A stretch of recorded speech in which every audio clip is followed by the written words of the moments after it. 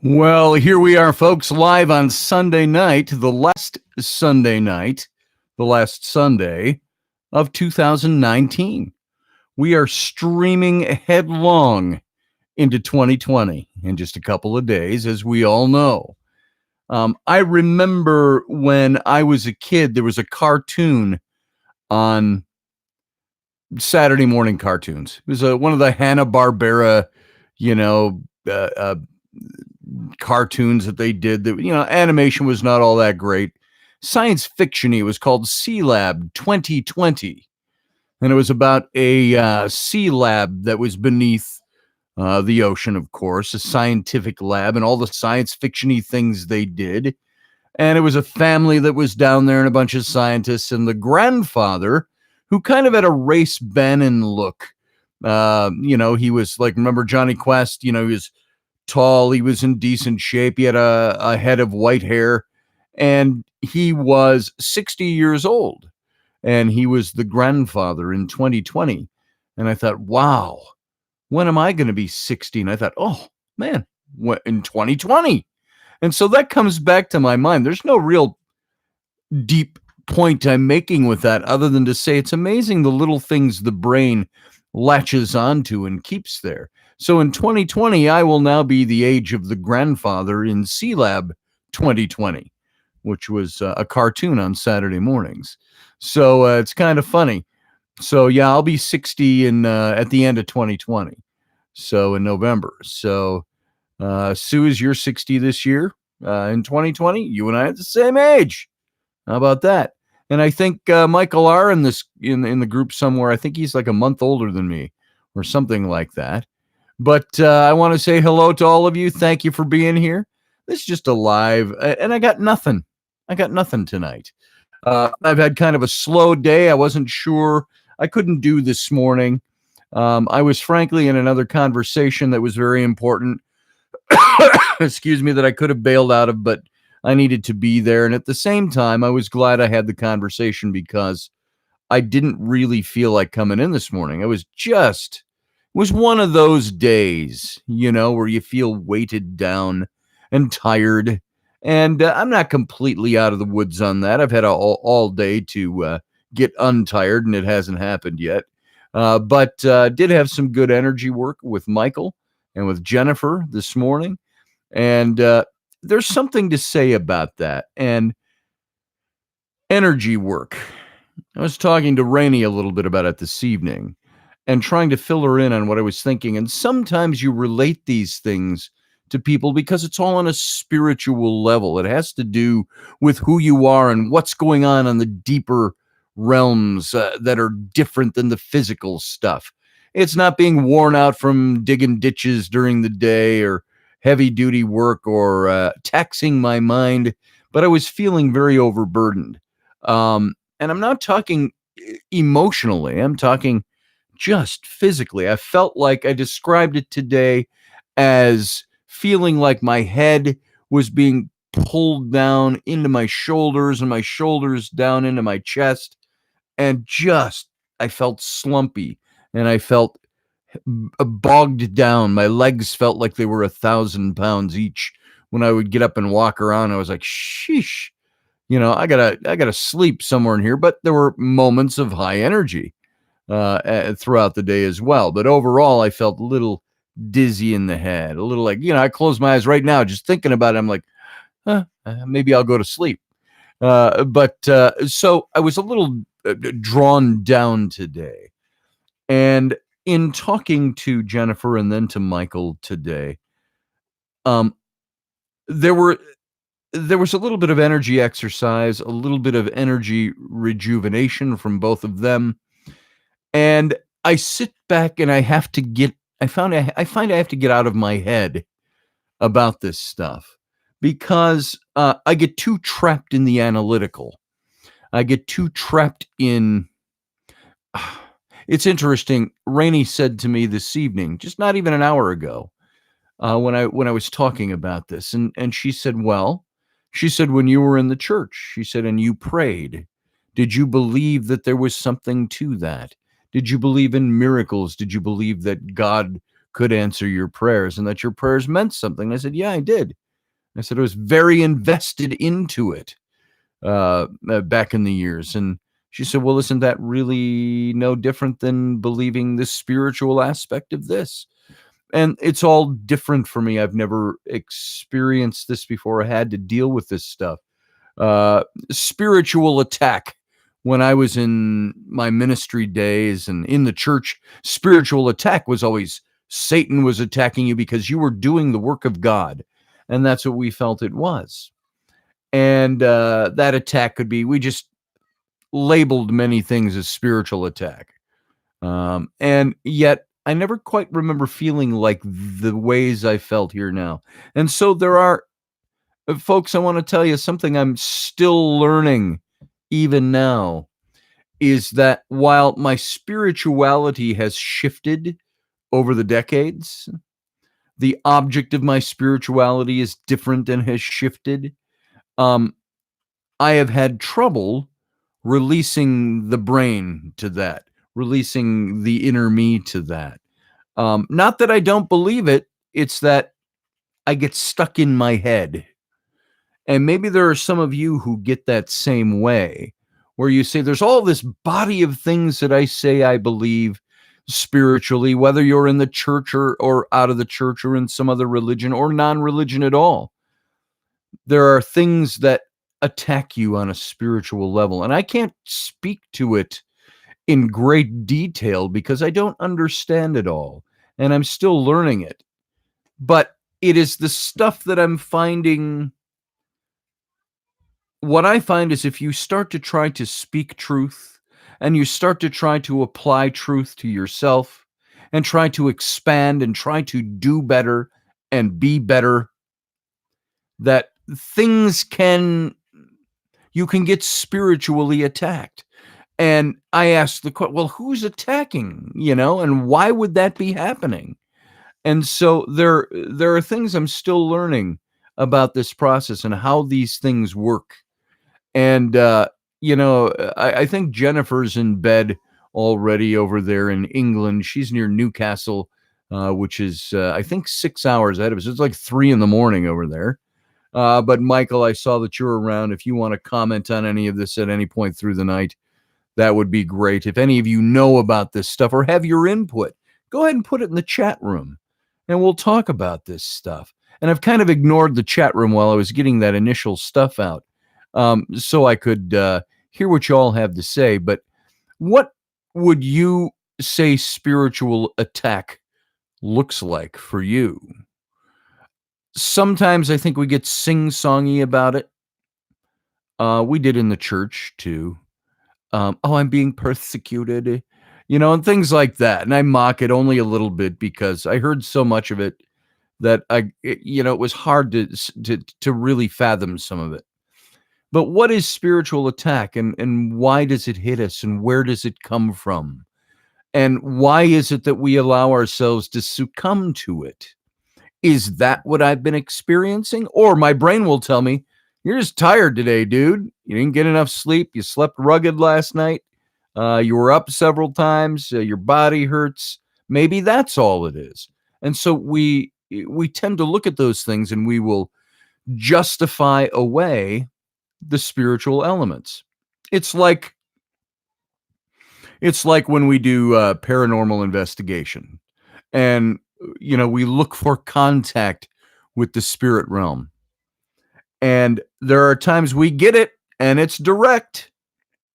But then I don't know, it's the fight or flight aspect of our brains immediately start to try to justify that it's something else. That sound, that was just a creaking board or the sound that came over the box right when I asked the question, just coincidence. Things like that. Those are the kinds of things I think we find ourselves getting caught in without realizing that this planet that we're on, this experience that we're living, is so small compared to the vastness of the universe. And like Jodie Foster's character said in the film adaptation of Carl Sagan's Contact, her dad would say to her when they were looking up at the stars, It seems like that's, if there's nothing else out there, it seems as if that's an awful lot of wasted space. Because when you think about it, we are a speck on a speck in the vastness of the universe. And so there's a physical universe, but there's a spiritual universe, an intangible universe, perhaps. And those are the things that I think we have to deal with. We deal with even the New Testament said we deal with principalities and powers and the things of the air and spirits. We were told in biblical sense, even told to test the spirits to see whether they are of God or not. That's in, of course, theological speak. So, what is? I'm seeing some people. Dana is there? Hi, Dana. Dana Jean Walter is an old dear friend of mine. I've known Dana for nigh unto, well, at least 25 years. And I just got to see her the other day, and we sat talking. Dana says here, I've had it feel like an outside myself oppressive weight, but I've seen it work more via accessing close to me peeps who lose their normal behavior and go sideways and attack me. Yeah, it's intense. It's very hard to sort out at times. And I'll tell you, Dana, I appreciate that because I've, isolated some of those people in my life. What I mean by isolated is I've come to recognize, and I've isolated them out in my mind so I know who some of these people are. Hey, Jessica, nice to see you. Macabre, Sterling, good to see you. Jeannie Griffin, good to see you. And Rocky Stucci, how you doing, brother? Good to see you. And Lucky Stone. I always want to say that with my best Irish accent, Lucky Stone. I don't know why, but I do. Hey Man is here. Hey Man. And Valerie Smith, good to see you as well. And Julie, nice to see you. And Susie Q, I think I said hi to you earlier. And so many of you others who are in here. Michael R. Let's see, what are you saying? You said that's actually a very good description of a majority of the manifestations. And by the way, for all of those you entering in, this is not my official radio show. I do the radio show Monday through Friday, 9 p.m. Central Standard, 10 p.m. Eastern, 7 p.m. Left Coast, something like next week in Australia. So, but this is just my unofficial Sunday show. I couldn't do it this morning. I could not feel like I could move. I did not feel like I could move until I had some very dear friends, Jennifer and Michael, really helped me through with some of that today. And so this is just our unofficial for Sunday mornings. And it's now Sunday night. It's only 12 hours late, so I'm not too late on the grand scheme of the cosmos anyway. So I want to look at some of your Michael R. says, nailed it, brother. I don't know if you're talking to me or somebody else there. And but I am very happy to have you all here. It means a lot to me that you would take your time to come in here and spend your time with me. Now, it's interesting. I'm kind of because of the way I felt this morning and throughout the day, a little draggy, a little heavy, weighted down. I debated whether I would even come in tonight. And I said, I want to, I just don't feel like it. And I thought, let's just go ahead. I wanted to go ahead and do it. And so I'm coming in with a little bit of an empty palate tonight. I don't have a lot to say. I called up some old things of mine. I actually ran across some very interesting old things that I had written. And I saw this and I thought, I wrote this about 13, 14 years ago.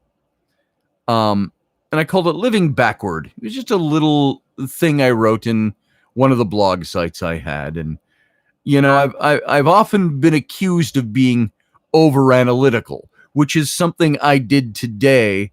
Again, I hope I'm not jumping around too much in my own head to lose you along the path here that I'm hoping you can follow.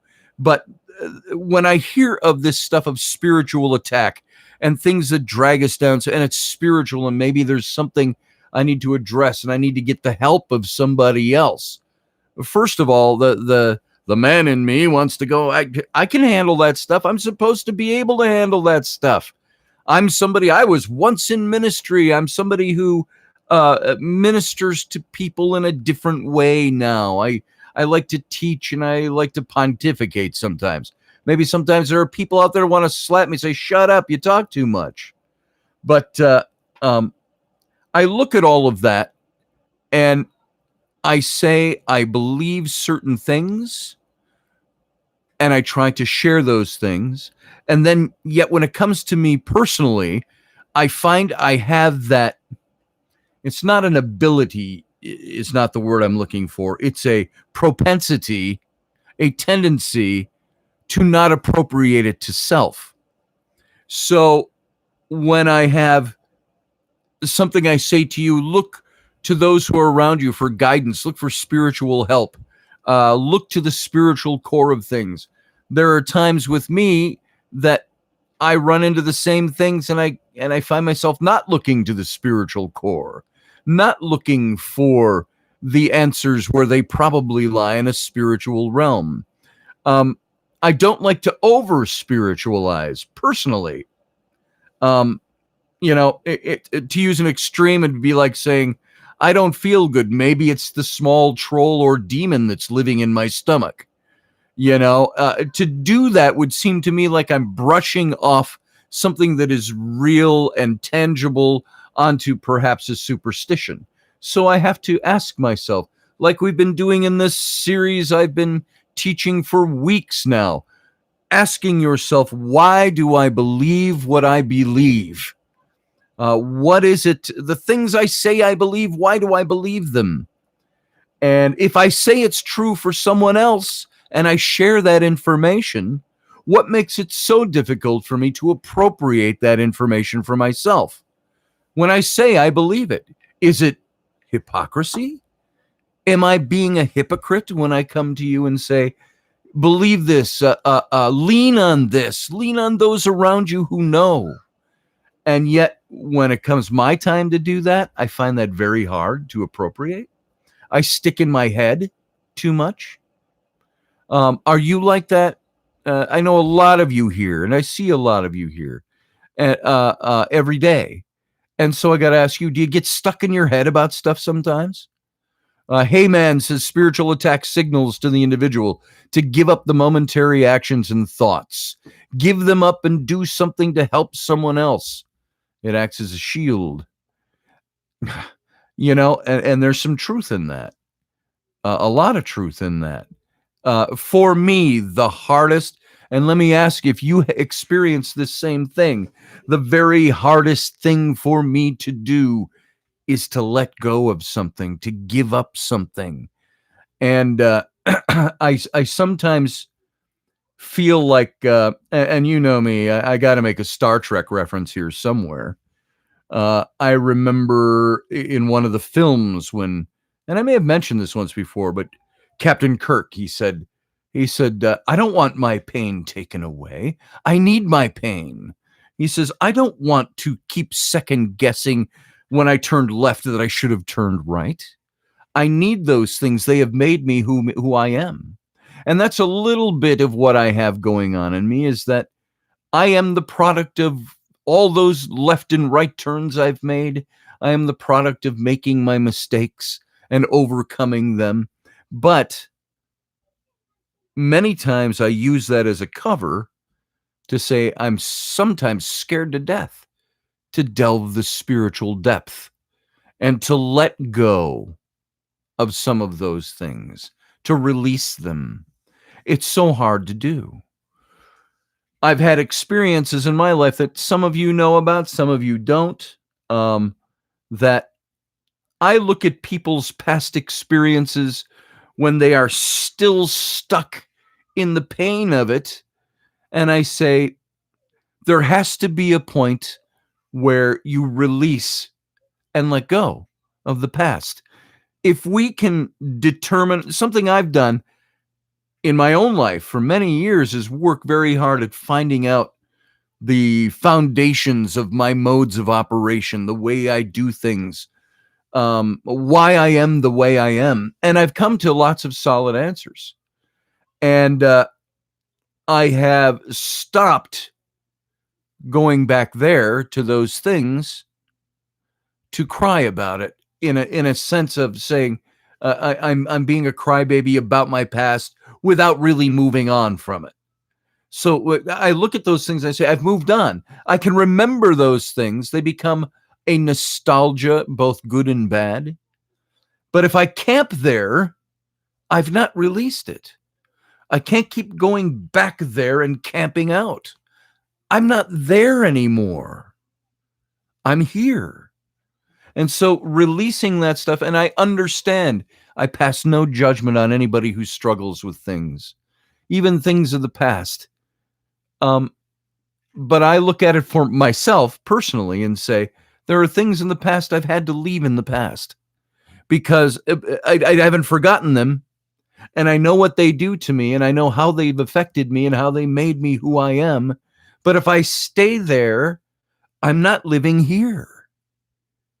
And I think this is what Michael and Jennifer were getting across to me today.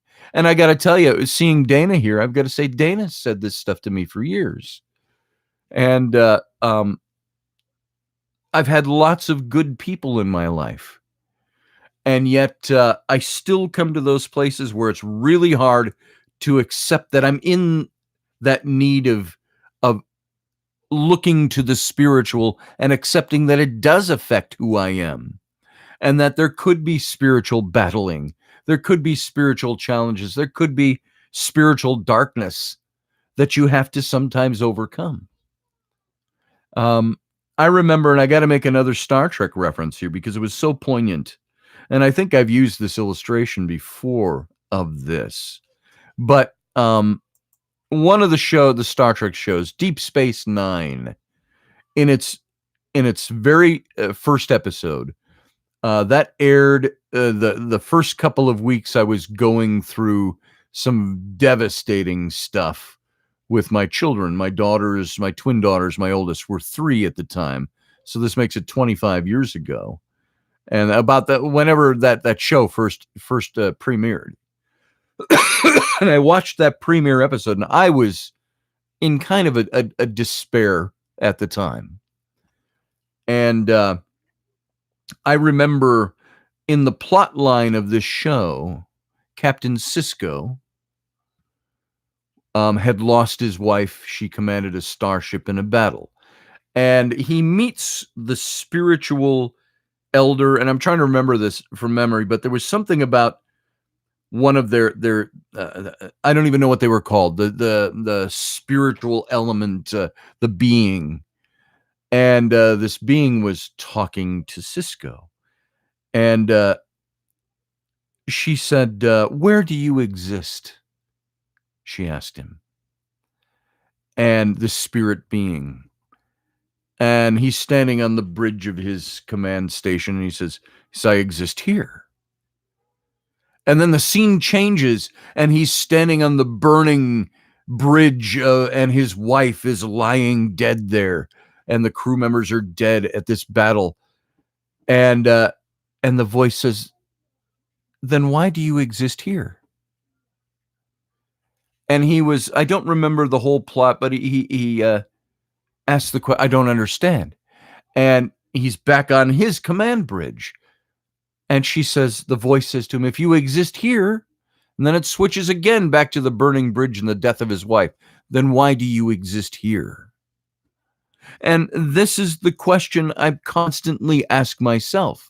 And maybe you guys can all ask yourself, is if I exist here, why am I existing there? Or there, or there? The things that we let operate who we are. We used to have a saying when I was in ministry, and of course my spirituality has changed a lot over the years, as you all know. But we had a saying, kind of tongue-in-cheek. We said, if the devil can't make you bad, he'll make you busy. And he gets you, the purpose of that saying was, you'll get so wound up in so many other things, you're not doing anything bad, you're just not doing the right things. Now take that and push that aside. It's a different theology. You may believe that stuff, but in the present, it's like, what are the things that make you busy as opposed to making you bad or feel bad, or the things that you don't get right? Excuse my coughing. I got a cough button on here somewhere. I can't find it in the live program here. I can only find it on the radio. So the big question is, what are the things that distract you or keep you from doing the right things for yourself? And I'm jumping around a bit here, but I hope you're following my thread of thought, in that I want to bring up, it pops into my mind, and I want to bring this up so bad here, and I'm wondering why it needs to be said here, but something you've heard me say a million times. My not moniker, my mantra for life has become that Mark Twain quote that says, 20 years from now, you'll regret more the things you didn't do than the things you did do. So cast off from the safe harbor. Set your sails to the trade winds, explore, dream, discover. These are the things. What are the excuses we have in life to not move forward? What are the things that are maybe very real, tangible things in our lives that we use as the excuse to not be moving forward? What are the things that hold us up? What are the darknesses that truly do exist that keep us held back because we're not willing to move beyond them? We camp at their doorstep back there. That's who I am back there. Again, I have to, because it comes to mind from my old theology days. Paul wrote in the New Testament. No matter what you think of Paul, he did offer up some good philosophy from time to time. But Paul said, I will not be brought under by the power of any. And that's a determination. That's a determining statement. I will not be brought under by the power of any. Now, that doesn't mean I'm thumbing my nose or flipping somebody off, although sometimes not being taken under the power of any involves those things. I'm talking about just saying that there are things that we know are the things that beset us, that hold us back from running a good race or performing well in life or doing the things we know we could do, recognizing the spiritual. And yet my excuse has always been, well, I'm kind of trapped in my head. I have a tough time with that. The letting go process, back to that, is so hard for me. And so how is it for you? Do you allow yourself to get stuck in things? Do you hear things that are good things? Do you put them to the test, so to speak? Do you practice them? There's something, I know I'm jumping around, but that's because I came here with an empty slate tonight. So I'm just babbling a bit. So bear with me. But today, when I was talking to Michael, just a couple of hours ago, and he was taking me through a little process of healing, of energy work, and just a moment of silence. And when I did a lot of tarot reading, the way I would generally start a reading, I would like to close my eyes a bit, and I would just concentrate, and I would almost meditative, and I would look for something. There was one thing I looked for, and that was, take it or leave it. You can at this, or you can say, oh, I get that. I was always looking for what I was told was the third eye to kind of open up. And I described it to Michael tonight this way. When you take your eyes and you shut them really tight, and sometimes you can see little light impressions of your eyes in your eyelids, your eyes retaining that. Well, what I would see when I would get that third eye working, so to speak, I would see that right here, and I would feel it was like pressure pushing in a little bit, and I'd feel it right there, and I'd know I hit what I call, that's my sweet spot for being ready to interpret some cards, to read some cards, to intuit, if you will. And I could feel it was a physical manifestation of something that was going on spiritually. I'd be very curious to know chemically what was going on in my brain at that time. But the interesting thing was it always manifested right there, and I could feel it. Now, in recent months and last couple of years, I would do some readings, and there were only a few times, and I strayed from that. And there were a few times where I'd close my eyes and I'd say, I need to get that. I need to focus. I need to meditate and focus. And I would feel nothing. It was just nothing. And I'm like, okay, I'm not getting it today, whatever it is. So I'm just going to rely on something else is governing this.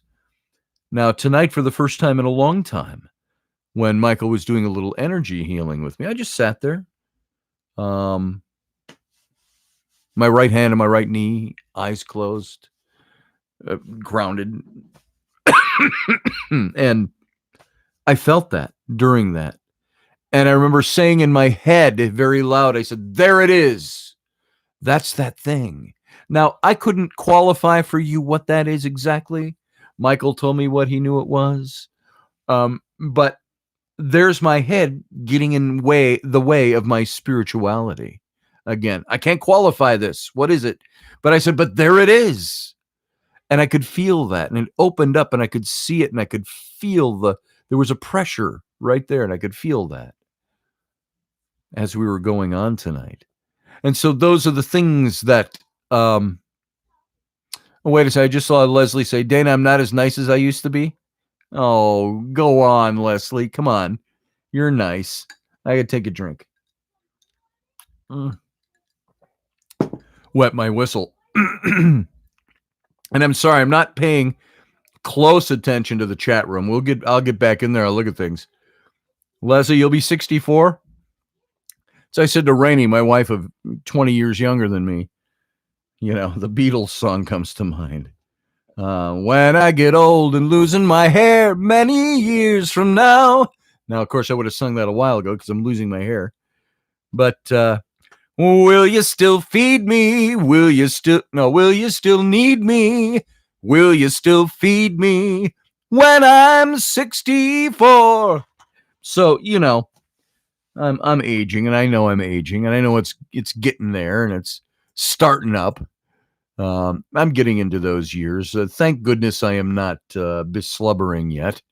But anyway, I started off by telling you about this little thing I wrote that I've often been accused of being over analytical. And that's how I rabbit trailed onto all that stuff, explaining my over analyticalness. And I actually think of myself that I'm probably much more complex than I think I am. I used to think I'm a simple guy, but I think I'm a lot more complex. And I think we're all complex on our own levels. And sometimes I dig so deep to gain understandings of who I am, what I was, what I'm supposed to be, and what really exists, that I get lost in the search. And I got to step back from it. I got to put it in a box and move it aside for a bit. But I'm coming to that place where I've had to start asking myself, does my analyzing, my wife just walked into the room, my beautiful wife. I heard you serenading everybody. I had to come listen. Yeah, come listen. Come over and say hi as long as you're here. No way. I haven't gotten dressed. Come on. Yeah, she hasn't gotten dressed. Is there a reason there's a pancake heart floating in your water? Oh, I thought that was an ice cube. Would you look at that? Turn it over. Pancake heart floating. Come here and say hi. Dana's here. Oh. Lots of people in here tonight. Hi, everybody. There's Rainey. Miss Migraine earlier today. So I haven't gotten dressed or done anything besides lay on the couch and halfway die. And amazingly beautiful for all of that. Oh, yeah. So, I forgot where I was now. She distracts me that way. Totally. Okay, you can get out of here now so I can remember where I was. Okay, kiss my cheek so I can go. Bye. Bye. So let's see. What was I talking about? Oh yeah. I look at this stuff and I have to ask myself about all this over analyzing of who I am. And Rainey said to me tonight, it's like I was telling you when she said, well, when you prayed, when you were in ministry, and said, did you believe that? And all these things that we say we believe on this talking level, but where is it when it comes down to the practical level? I overanalyze it away sometimes. And I have to ask myself, does my analyzing provide any useful insights? Ass sites. See, that's what happens when my wife walks in. Sorry, everybody. No. The other kind. And sorry, I didn't mean to get off color for anyone there. But I have to ask myself, do I have any useful insights that come from being over analytical? Or is it, here's the big question, and ask yourself this, is it my attempt to try to control the uncontrollable? I have to be in the driver's seat. Well, sometimes I'm not in the driver's seat, but I have to take control of that. Am I taking useful personal inventory? Am I going through rigorous reevaluation to actually achieve a goal of betterment? Or am I engaging in these activities to merely avoid work that needs to be done by keeping my mind occupied? Do you do that? Do you overthink things so you don't have to not think through things? I do this. Trust me, it's a thing we do. I overanalyze so I can analyze rather than release and let go and give up to it. Do you do that? I've learned over the years that knowledge is power. I've striven and I've taken great strides to increase my knowledge base in order to gain that wisdom I think I'm supposed to have, and to gain a certain level of power over my own life. And I've gone to the intellectual, to the knowledge base to overcome. But what I'm also learning that it's sometimes my thirst for knowledge can be my attempt to exercise power where I'm absolutely powerless. And sometimes it doesn't have to do with gaining knowledge and trying to overcome by analyzing. Soren Kierkegaard said that life can only be understood backwards, but it must be lived forwards. And so I can get into my head and I can look and I can analyze and I can try to understand, but sometimes it's not about understanding. It's just about doing. It's just about letting go, which I used to hate people telling me that. Oh my God, don't tell me to let go and let God, or to let go and release the past and do this, because I need that pain. I need the whatever. And I find myself constantly stuck in reliving it over and over again because I don't let go of it.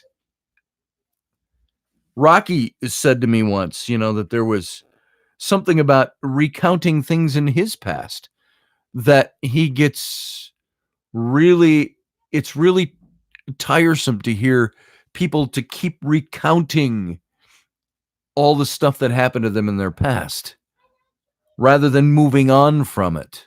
I think you can recount things that happened in your past and use them to show that you have moved on from it, that you're not camped there anymore. So, anyway, I look. I'm debating on whether to bring something up because I think it fits. I'm like this. When I was in ministry, my ministry days, 30, 40 years ago, and I would either preach or I would teach or something, I was always of the belief that a scripture reference would pop into my head while I'm speaking. I go, there was a scripture that talked about this, and I always thought that was a thing of God, that God brought back, so I could share that message. And so I think I do the same thing now, Many of you have heard me many times say, something just popped in my head and I got to mention it, because if I don't, there's a reason I'd be missing some point I'm supposed to be making. There's a lot of you who know this, because I haven't been secretive about this. I've talked about this before, but it's in my mind, and I'm not quite sure why my mind is pushing me to repeat this old story, these old events. It's not to look for sympathy. It's not to say I'm stuck there, because I'm not. Maybe it's just by way of example. But many of you know I was abused when I was a child. I was sexually abused by a male babysitter when I was 5 years old. I think the age Ellery is now. And I never lost the memory of those occurrences. As I grew older, it was one of those stupid things that happened to me, because I didn't understand what it was all about when it happened, and it just morphed into this memory of this guy that did this to me. And so it was something that I never lost the memory of. At the same time, there are times where I think, what are the modes of operation that were instilled in me at that time, which are a part of who I, by the way, if you're hearing the great child massacre going on outside my door, fret not. Rainey's got it under control. I have, as I mentioned the other day, my 5-year-old is the center of the universe. Nothing happens that she is not the focal point. And so she's just out there throwing a fit, because I'm sure mom has told her that there are other planets and other heavenly bodies and other universal elements that are also out there that share that space with her. So she's throwing a fit over it. So anyway, in talking about this stuff, the only reason I bring it up, and I don't know why it popped into my head other than to tell me I need to say it, is that we all have stuff like this that have happened to us. I experienced that. I've seen people who are adults who are absolutely crushed by their past experience, but they have not gotten over those experiences. For me, it took a long time, and there were certain things I've talked about. I wrote that article about Captain Kirk, the iconizing of him in my head, the things that I used to cope with the pains of a little kid growing up. And when I was an adult, I was able to cope with and deal with and come to terms with those things and the things they had done to me, the changes it had made in me.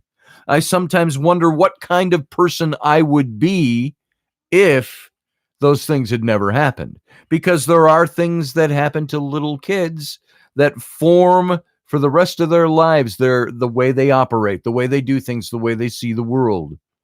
I know one of the things for me is cleanliness. Now, I'm no neatnik. If you looked at my office here, you'd know. If I had a camera that shifted, I'd show you all around here. But I'm not a white glove neatnik, but I have to have certain amounts of order in my life. Be it the way I fold a towel, which we've joked around about on Rocky's show, versus and all those kinds of things. The way I like the house picked up. I realize that those all came from an event that took place in my life in the past, and that molded who I was. But at the same time, I don't camp there. I recognize where it started, but I also recognize I've loosed the bonds of that a long time ago.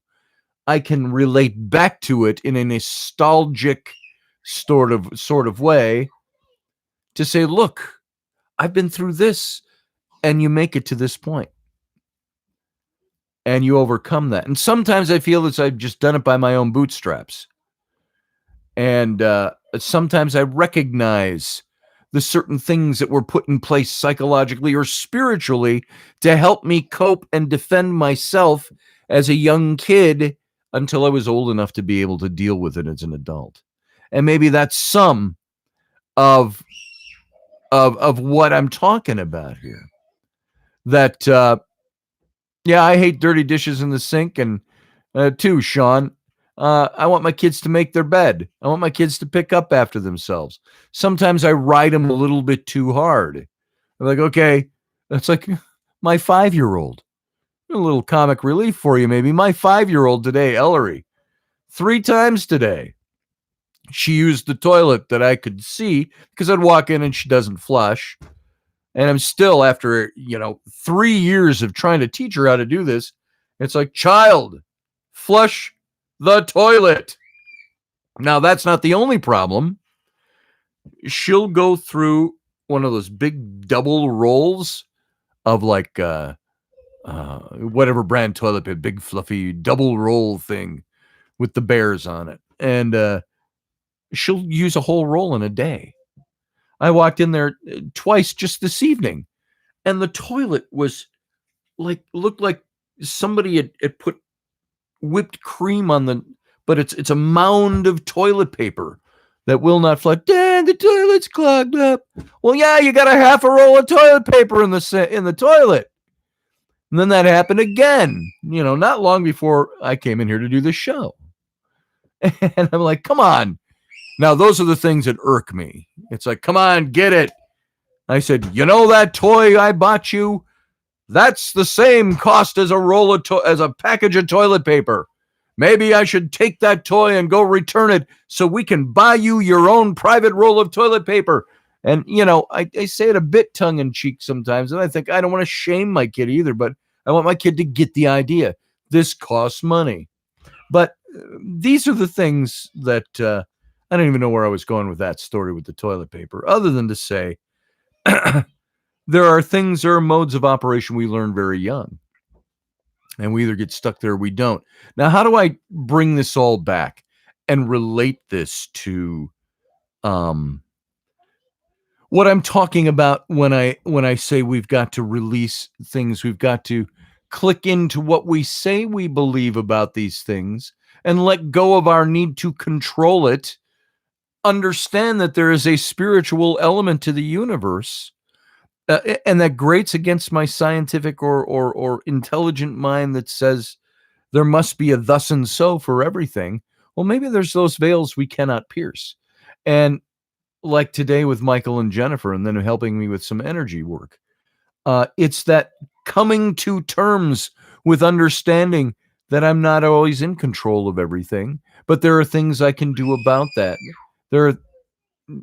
I don't know what's going on outside my office door over there, but trust me, if I thought it was real in a panic, I'd be up and helping, or Rainey would be coming to get me. So, Rocky, were you into that toilet paper story? I got a roll for you. I can give you a roll and you can wrap yourself all up in it to your heart's content, brother. So, wow. So I'm not bothered by the screaming. I'm just bothered that you might be bothered that the screaming's going on. This is, like I say, this is not the official radio show. This is my live stream.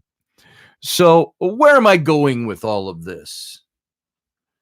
I've jumped around a bit because I'm just talking, but today I had to stop and realize that maybe there are sometimes things that are on a spiritual realm that I need to go to that spiritual realm and get out of my head, get out of my analysis of things, and let go and say, maybe there are times where spiritual attack is taking its toll. Sometimes you can find the source of the spiritual attack. Sometimes you can't. Sometimes you just know it's there, or you need somebody else who can look at you and say, Scotty, you're going under a spiritual attack. Let me help you. And there are people, I want to tell you, there are people in this chat room tonight. There are people that listen to this show that are very good people. Now, you look at, I'm just going to say this, you look at the numbers, we have 34 people listening live right now.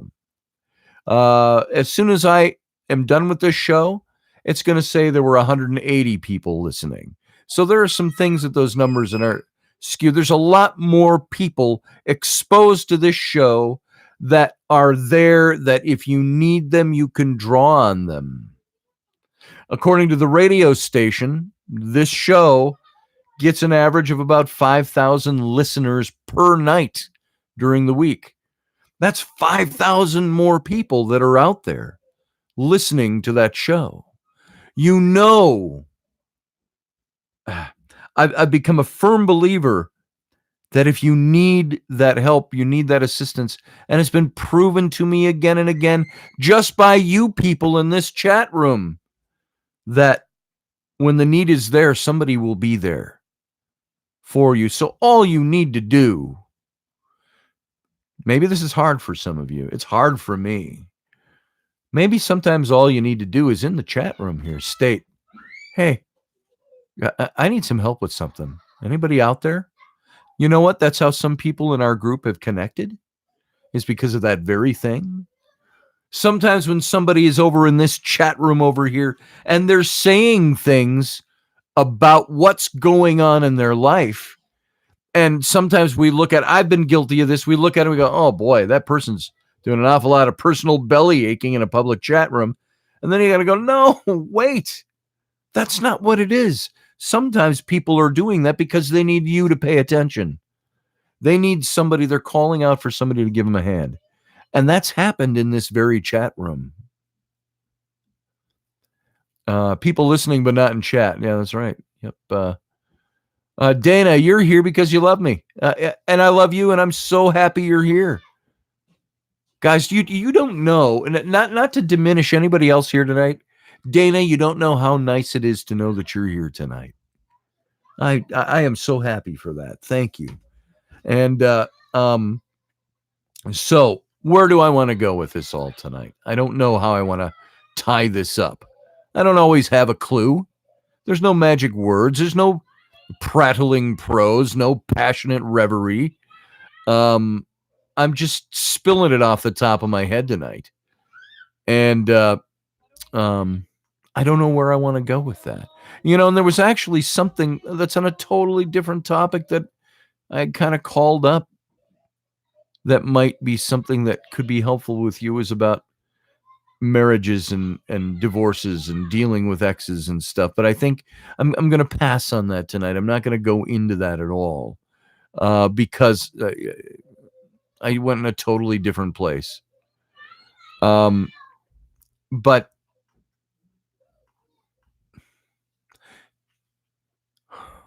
I think I've gone back to empty. I've gone back to not knowing what else I want to say about this. So let's do this. Let me just back up. If you've got something that you really want to get out tonight, put it in here. Put it in the chat now where I can see it. I'm going to scroll back a little bit. Dana, it's all about poop. And Dana, you got to get to know Rocky. Let's see. Oh, Rainey says there will be more screaming when I go rinse them off. Oh, she's bathing them. So I say just get the fire hose. Rinse them off. So, oh my God, I wish you could hear the giggles going on before the screaming. I can hear some of it through I don't know if my mic picks all that up, but just a little high here. Let's see. What are y'all saying in here? So Rainey actually got back in here. That's kind of neat. Hey, Rainey. And let's see. Yeah, she's doing all right tonight, Leslie. I don't think she's as grounded by the headache right now. I love you too, Audrey. And it's all about poop. Let's see what else we got going on. Let's see. Anything else in here? Hey, Rainey. How you doing? And Rocky, I love you too, brother. Just saying. Don't want you to feel left out. Let's see. Gemma, nice to see you here. Good to see you again. It's way past time for Rocky and Dana to interface. I agree. Who's this Rocky guy? By the way, folks, in about an hour and 5 minutes, Rocky and I will be on doing Rocky Show, the Situation Room. And we've got Jeff Harmon on with us tonight. I wish I'd been this morning. When I got up, I thought, I got questions for him, and we'll have to see how that all goes. But Jeff Harmon is an astrologer, but not. I wouldn't put him in the same category as. I remember growing up. You'd have, who was it? Jeannie Dixon that did the horoscopes in the Minneapolis Star and Tribune newspaper, and it's not that kind of astrologer. This guy is. He comes from a very. Rocky, correct me if I'm wrong. Doesn't he come from an engineering background or a scientific background? And he got into this stuff because he was interested in the numbers and how it all worked. And this is what he does now. And it's pretty amazing stuff. Hey, Michelle, how you doing? Good to see you. Jimmy, good to see you. Julie, good to see you. I needed this too, I think. Ari, how you doing? Good to see you. I don't know if it's Ari or Ari, E-R-I. Rocky and I fight about that all the time, but it's good to see you. Let's see. I'm going to scroll way back and see if there's anything pertinent that I missed somewhere in here. Jeannie Griffith comes in to listen and doesn't chat most times. That's okay. Just come to listen. Come to have fun. Let's see what else we got. We got just going back through tonight. Check out my vagal system. Lewis Boyce says, I'm not sure what that is, brother. Audrey says, you have a whole bunch of people here that love you or sending positive and loving vibes your way, Scotty. We love you. Thank you, Audrey. I love you. And I love you all. Guys, there are people that say that stuff on radio shows, but you guys are my drive for this. The people that listen, I don't get to know, if I've got 5,000 people a night listen to the show, I don't get to know them.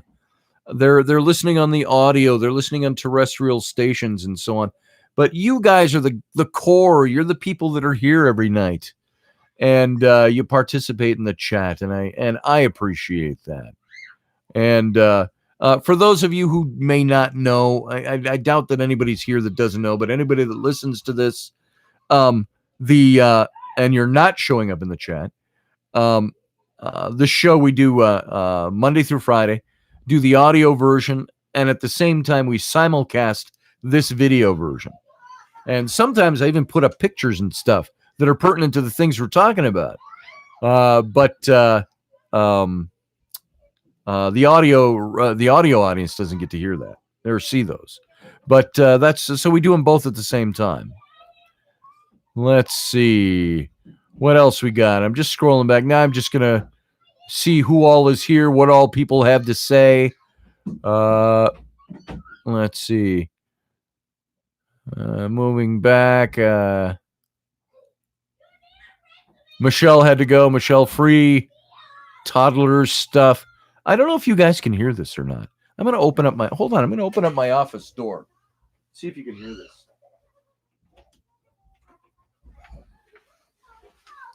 Mostly because the downstairs bathroom is right... with the big tub is right around the corner here. You got soap in your eye? They squirted me in the eye and all over. Nice. The bathroom is destroyed.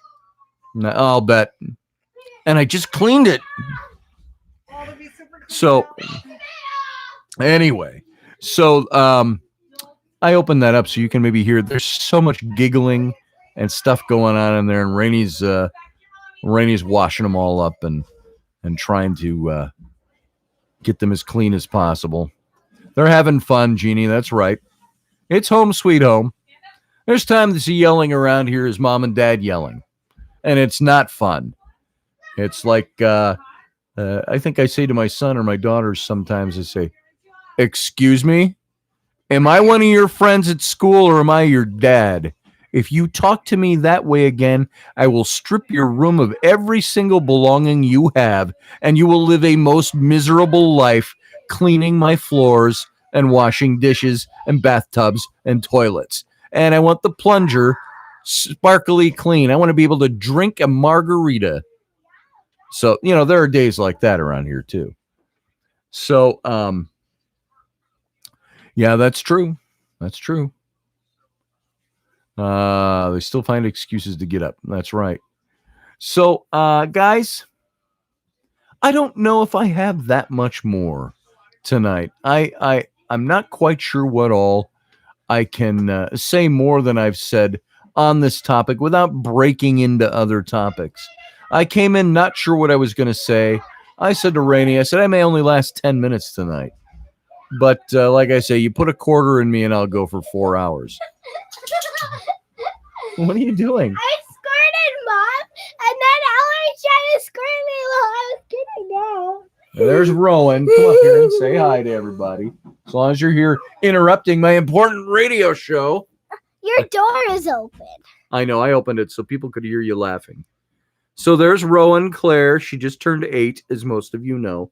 And now you're all wet and naked under that towel, so you go take care of yourself. I squirted Mom in the butt with the bottle. Nice, nice. I squirted Mom in the butt with the bottle. So, all right. So, unless anybody has anything else that they want to talk about. Wait, what's this airy? No, Mr. Stucci, it's not a fairy. He's a big teddy bear. What are you talking about in there, Rocky? Let's see. Where's Rocky? What'd you say to Airy? Oh, well, I don't see it, so I'm not going to. I hate scrolling back and finding stuff. Sometimes I just do it to say, let's see if anybody had anything to say that I might have missed that's pertinent or cool. So, the mirror? Oh, you're welcome, Teresa. Thank you. I know what you meant. Nothing in excess until the next time. Very soon. Yes, I am a lucky man, Mr. Robertson. By the way, folks, in case you didn't know this, I know some of you do. You know I was married before, and I have 3 other children. You all know that. I've got my twin daughters who will be 28 in about a month. I've got my son, Sam, who will be 19 years old, Dana. Sam will be 19 years old in about a week. And they are all out of the house. And then I also have now, of course, with Rainey. We got married. We've now been married 12 years. We've been together almost 14 years. And I've got my 3 little ones. Flynn, who's not so little anymore. He's 10. And Rowan Claire, you just met. She's 8. And Ellery is 5, just turned 5. And so what's interesting, the part of that story you might not know. Yeah, me too, Dana. It's crazy. And the part you might not know is back about 30 years ago, I was told by my doctor and by the specialists I would see that here, I think the exact quote went like this. My doctor, who was Eastern Indian, I like to say Indian dot no feather.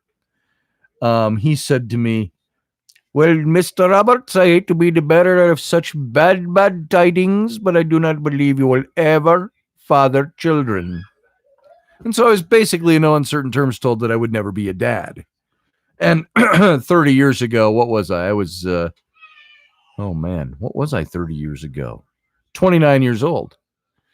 And I was a little crushed by that. But what we didn't know was at the time he was delivering that message that my wife at the time was already about 2 weeks pregnant with my twin daughters. And so that was amazing. And I remember the night I found out that news was magical. They have been magical kids. Dana, you know my older kids. And you've watched them grow into what they are now. And there's some of you here who know my kids. Rocky does. And so the interesting thing is now I'm a dad of 6 children.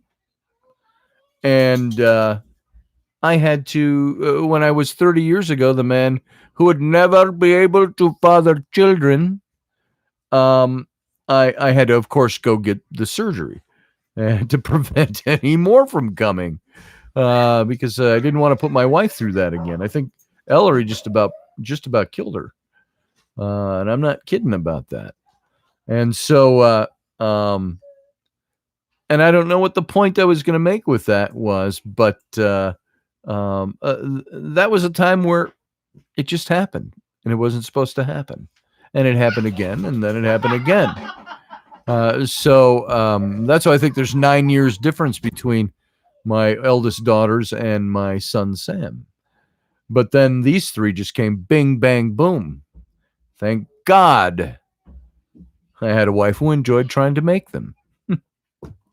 So I've got those three now. And there are times I think I had friends at the time that told me, Scotty, what the hell are you thinking? What are you thinking? I've got guys my age that I went to college with and seminary with that are all grandpas, and some of their kids are as old as my oldest daughters, 28 to 30 years old. And their grandkids are 28 to 30 years old. So I started a little late, but I got a beautiful family. My older kids love my other kids. These little kids love their older siblings, and it's wonderful. So there you go. That's about all I got. I don't know why I hit that, other than the kids are all out there playing. So an hour from now, less than an hour from now, be back here on Rocky's channel. We're going to talk with Jeff Harmon, and it's going to be a little different than we usually see our show. Rocky kind of holds the immaturity in tonight, so he's going to be a little more staid because he had to be good for our guest, and I think he's still there. Yeah, he is. So you'll see him try. He'll do all right, and boy, that's all I got. How's that for a really disjointed announcement? So tonight, 10 p.m. Central Standard Time. No, 11 p.m. Central Standard Time, midnight Eastern Time. Rocky Stucci's Situation Room with me, the big cannoli. I'll be there with him. And dumb. Rocky says dumb. Just because I'm not so articulate tonight. Yeah, I get it. So anyway, we'll see you there in less than an hour. If you want to join us, Jeff Harmon is really pretty spectacular with what he does. And he's going to talk about that tonight. So, the whole ADHD radio thing. Yeah, Rocky and I like to call it scintillating live radio and a little ADHD radio, meaning you just kind of jump all over the place where the current event takes you. So there you go, folks. That's it for tonight. Little impromptu. Thank you for being here. Thank you for sticking around. Thank you for coming and enjoying the night with me here. One of these days I'll get set up where we can take calls when we do this, but still that's not set up. But it's there. Right now with Odyssey Radio, I'm on Monday through Friday, 9 p.m. Central Standard, 10 p.m. Eastern. I now have 88 episodes from being on the radio with Odyssey Radio that are stacked up here in archive if you haven't heard them with the simulcast. Here and you can listen to them here. You can find it on iTunes, on iHeartRadio, on Spreaker, on all different kinds of outlets where you can find the archives of the show. Easiest might be right here, so you can watch the video as well. And Scott Allen Roberts, thank you, Audrey, our Man Friday. And I say that very tongue-in-cheek. There's my website, Scott Allen Roberts, if you want to see what I do. As you know, I do tarot readings. That is something I offer. You can go over to my website, scottallenroberts.com, and you can go to the tarot link on there. Click 5-card or a 10-card reading. Go ahead and PayPal it, and then we'll set up a time and get you done and get you on the schedule. Audrey's identifying as a chick tonight. Outstanding, Audrey. So, and of course I do artwork. You can see all the stuff I do on my website as well. And for those of you who are still interested, I still have a bunch of books here from my publisher. I've got a box with a bunch of my books in them. The Exodus Reality with John Ward, the Rise and Fall of the Nephilim, and the Reptilian. What the heck was the name? Oh, The Secret History of the Reptilians. And as you know, I've got those here. I've got just a small handful of these left. So if you want one signed, there's Nephilim.